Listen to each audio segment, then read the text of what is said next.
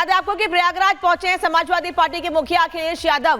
पहले ही ये कहा जा रहा था कि अखिलेश यादव प्रयागराज जा सकते हैं और अब ये जानकारी मिल रही है कि प्रयागराज पहुंच चुके हैं अखिलेश यादव। पिछले दिनों उन्होंने हरिद्वार में डुबकी लगाई थी तो उन्होंने कहा था कि प्रयागराज जाने का मौका मिलेगा तो जरूर जाएंगे और प्रयागराज में कुंभ के दौरान मां गंगा में डुबकी लगाएंगे। संगम में डुबकी लगाने के लिए प्रयागराज पहुंचे हैं सपा मुखिया अखिलेश यादव। हालांकि अखिलेश यादव को लेकर लगातार कुंभ क्षेत्र से साधु संतों की नाराजगी भी सामने आती रही है। त्रिवेणी संगम में स्नान करेंगे अखिलेश यादव, ये जानकारी मिल रही है। प्रयागराज पहुंच चुके हैं अखिलेश यादव ने पिछले दिनों कुंभ को लेकर, कुंभ की व्यवस्था को लेकर जिस तरह से सवाल खड़े किए थे उसको लेकर नाराजगी भी सामने आई थी। हालांकि अखिलेश यादव ये भी कह रहे हैं कि ये मेरा कर्तव्य है कि वहां पर कोई कमी दिखती है, बड़ी भीड़ आने वाली है तो सरकार को उसके प्रति आगाह किया जाए और यही वजह है कि कई सवाल खड़े किए गए। आप प्रयागराज पहुंच चुके हैं सपा मुखिया अखिलेश यादव। उत्तर प्रदेश के डिप्टी सीएम ब्रजेश पाठक क्या कह रहे हैं, सुनिए। पार्टी अखिलेश यादव जी को मैं यही कहूँगा, देर से आए दुरुस्त आए। सनातन संस्कृति पर उंगली उठाना बंद करिए। अंत में आपको वहीं आना पड़ा और सनातन संस्कृति सबको स्वीकार करती है, विशाल हृदय है, वसुधैव कुटुंबकम, हम सबके साथ हैं। समाजवादी पार्टी अखिलेश यादव जी को मैं यही कहूँगा, देर से आए दुरुस्त आए। सनातन संस्कृति पर उंगली उठाना बंद करिए। अंत में आपको वहीं आना पड़ा और सनातन संस्कृति सबको स्वीकार करती है, विशाल हृदय है, वसुधैव कुटुंबकम, हम सबके साथ हैं।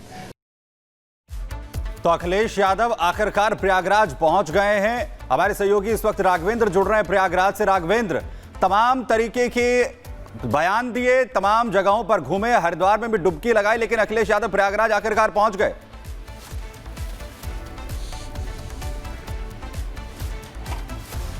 बिल्कुल, देखिए अखिलेश यादव ने आज जो फैसला लिया है वो फैसला उनके लिए आसान नहीं था, क्योंकि कुंभ पे वो लगातार सवाल उठा चुके थे और लगातार प्रतिदिन कुछ न कुछ वो बातें कुंभ को लेकर कहते रहते थे। लेकिन ये सनातन की ताकत है। आज पूरा देश लग रहा है कुंभ की ओर आ रहा है, प्रयागराज आ रहा है। हर मार्ग, हर सड़क, हर गलियों में सिर्फ पैदल यात्री श्रद्धालु दिख रहे हैं। तो ये अखिलेश यादव ने बैठ के देखा होगा अपने घर में, हो सकता है टेलीविज़न पे या रील्स पे, वीडियो में, सोशल मीडिया पे देखा होगा ये कुंभ का प्रभाव। तो उनको लगा होगा कि नहीं, यहाँ पर डुबकी लगाना बहुत ज़रूरी है और एक मैसेज देना ज़रूरी है, तब वो आए। इसके पहले यही प्रयागराज कुंभ में सेक्टर 19 में नेताजी शिविर बना है, वहाँ पर मुलायम सिंह यादव की प्रतिमा लगाई गई है कुंभ क्षेत्र में। वहाँ पर उनके जो नेता अपोजिशन है समाजवादी पार्टी की विधानसभा में, माता प्रसाद पांडे, वह आए थे, तमाम कार्यकर्ता आए, कई और उनके विधायक सांसद वहाँ पर पहुँचे। अब खुद अखिलेश यादव अब कुंभ में। अब आप इसके पहले वो खाली ट्रेनें देख रहे थे, गंदगी देख रहे थे, पाप की बात कर रहे थे। सोचिए कि अखिलेश यादव पूर्व मुख्यमंत्री, जिनके समय में कुंभ 2013 में हुआ था, भगदड़ की स्थिति हुई थी, कई लोगों की जान भी गई थी, वह पूरी तरह से कुंभ को उस समय संभाल नहीं पाए थे। आजम खान को नेतृत्व दिया था, कुंभ का प्रभारी बनाया था। लेकिन सवाल यह है कि आखिर क्या उत्तर प्रदेश के सीएम योगी आदित्यनाथ का जो आमंत्रण है, क्या वो स्वीकार हुआ है? अखिलेश यादव के क्या सवाल महाकुंभ पर उनकी तरफ से उठाए गए थे, क्या वो खत्म हो गए? राघवेंद्र, बहुत शुक्रिया इस तमाम जानकारी के लिए। तो अखिलेश यादव जिन्होंने कुंभ पर सवाल खड़े किए, व्यवस्था पर सवाल खड़े किए, अब वो प्रयागराज पहुंच चुके हैं त्रिवेणी में डुबकी लगाने के लिए, स्नान करने के लिए। लेकिन केवल समाजवादी पार्टी के नेता ही नहीं बल्कि कांग्रेस के नेताओं को भी कुंभ की व्यवस्था खटक रही है और इसीलिए अब कांग्रेस के नेता कुंभ की व्यवस्था पर सवाल खड़े कर रहे हैं, महाकुंभ की व्यवस्था पर सवाल खड़े कर रहे हैं। लेकिन सवाल यह है कि महाकुंभ कांग्रेस के नेताओं को खटक रहा है तो क्या हज उन्हें ज्यादा पसंद आता है? रिपोर्ट देखिए।